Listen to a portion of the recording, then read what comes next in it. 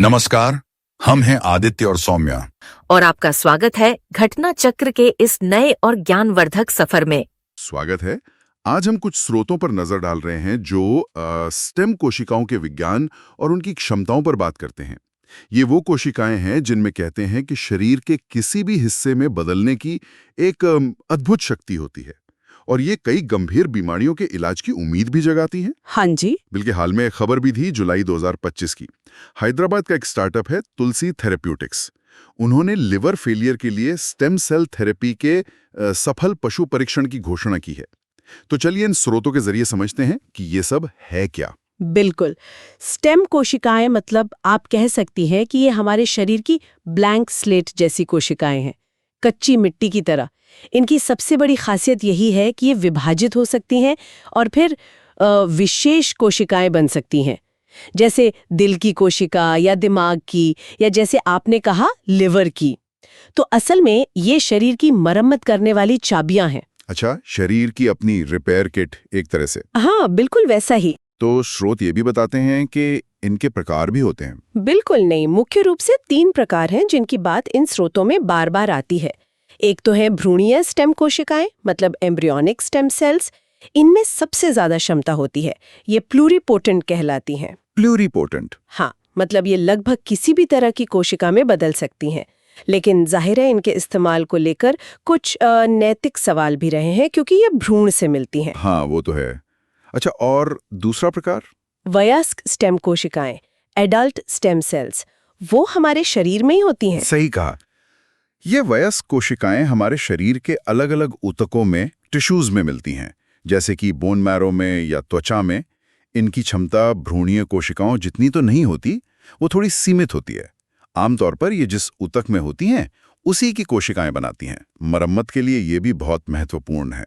अच्छा, तो यही पर शायद वो तीसरी वाली इंड्यूस्ड प्लूरिपोटेंट स्टेम कोशिकाएं यानी iPSCs वो अहम हो जाती हैं। स्रोत कहते हैं कि ये लैब में बनाई जाती हैं। हाँ, और ये विज्ञान की एक बहुत बड़ी उपलब्धि है। iPSCs में क्या करते हैं कि वयस्क कोशिकाएं लेते हैं, जैसे मान लीजिए त्वचा की कोशिका ली, और उसे लैब में रीप्रोग्राम करते हैं। रीप्रोग्राम? हाँ, मतलब उसे वापस एक तरह से भ्रूणीय स्टेम कोशिका जैसी प्लूरिपोटेंट क्षमता दे देते हैं। इससे भ्रूण पर निर्भरता कम होती है और वो नैतिक चिंताएं भी काफी हद तक कम हो जाती हैं। शोध के लिए तो ये एक बहुत ही शक्तिशाली, क्या कहते हैं, टूल बन गया है। अब आते हैं सबसे दिलचस्प बात पर, इनके इस्तेमाल पर। पुनर्योजी चिकित्सा, रीजेनरेटिव मेडिसिन, इसका जिक्र तो बार बार है। हाँ जी, क्योंकि रीजेनरेटिव मेडिसिन का लक्ष्य ही यही है, खराब या क्षतिग्रस्त ऊतकों और अंगों को ठीक करना या बदलना। जरा सोचिए, पार्किंसन रोग है, उसमें जो तंत्रिका कोशिकाएं नष्ट हो जाती हैं, उन्हें बदलना। हाँ। या टाइप 1 डायबिटीज में इंसुलिन बनाने वाली पैंक्रियाटिक बीटा सेल्स को फिर से बनाना। या फिर हार्ट अटैक के बाद दिल की जो मांसपेशियां खराब हो जाती हैं, उनकी मरम्मत करना।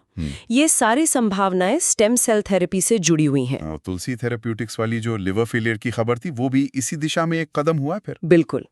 लिवर रीजेनरेशन यानी लिवर को फिर से ठीक करना या बनाना, ये एक बहुत बड़ा फोकस एरिया है। तुलसी थेरेप्यूटिक्स का ये सफल पशु परीक्षण दिखाता है कि लिवर जैसी गंभीर बीमारियों के इलाज के हम शायद करीब आ रहे हैं, जहां अभी तक सिर्फ प्रत्यारोपण मतलब ट्रांसप्लांट ही एक रास्ता बचता है। सही।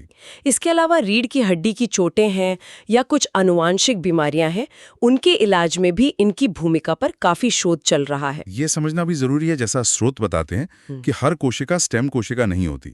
जैसे उदाहरण दिए हैं लाल रक्त कोशिकाएं या किडनी की मेसेंजियल कोशिकाएं। इनमें क्या फर्क है? इनमें जो मुख्य फर्क है वो है उनकी क्षमता का, पोटेंसी का।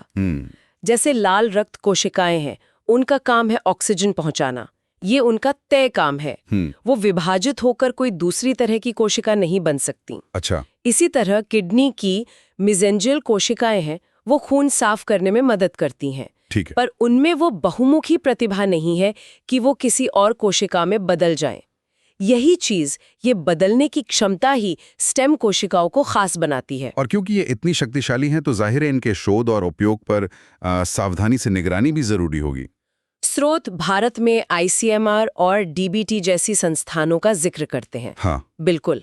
भारतीय आयुर्विज्ञान अनुसंधान परिषद यानी ICMR और जैव प्रौद्योगिकी विभाग DBT, हाँ, ये संस्थाएं इस क्षेत्र में नियम और दिशा निर्देश तय करती हैं, गाइडलाइंस बनाती हैं। इससे ये सुनिश्चित होता है कि जो भी शोध हो वो नैतिक दायरे में हो और सुरक्षा मानकों का भी पूरा ध्यान रखा जाए।